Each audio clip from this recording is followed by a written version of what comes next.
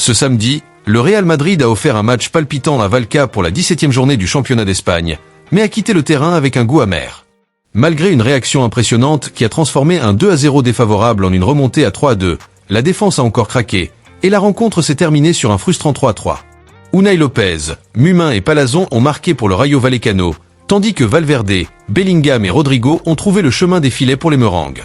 Si ce résultat était déjà préoccupant, Carlo Ancelotti a ajouté une touche de polémique en critiquant ouvertement la performance d'Aurélien Tchouaméni et en suggérant des changements dans l'équipe. Décortiquons les détails de ce match et voyons ce que l'on peut attendre du Real pour les prochains défis. La première mi-temps a été désastreuse pour le Real Madrid. L'équipe est entrée sur le terrain apathique, sans créativité en attaque et avec des erreurs défensives évidentes.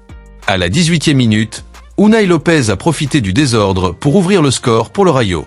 Peu de temps après, Mumin a doublé la mise sur une action de coup de pied arrêté, plongeant le public local dans l'euphorie. Le Real semblait méconnaissable, ratant des passes simples et incapable de menacer l'adversaire. Mais pendant la pause, Ancelotti semble avoir réveillé l'orgueil de ses joueurs.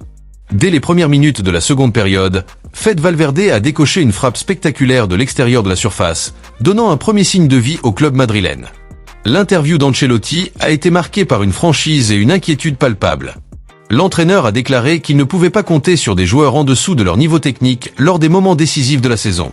Il a confirmé que Tchouaméni ne sera pas titulaire pour le match de la Coupe du Monde des clubs, soulignant qu'il attend une réponse immédiate du joueur à l'entraînement et lors des prochains matchs.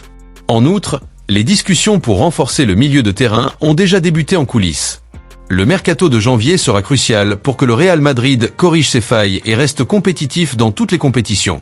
Ce match nul à Vallecas lance un avertissement au Real Madrid, qui doit améliorer ses performances défensives s'il veut rester en course pour les titres cette saison. Avec la Coupe du Monde des clubs à l'horizon et une série décisive dans le championnat d'Espagne, les Merengues ne peuvent pas se permettre de trébucher à nouveau. De plus, l'insatisfaction d'Ancelotti met la pression non seulement sur Tchouaméni, mais aussi sur tout l'effectif, qui doit montrer davantage de constance et d'engagement.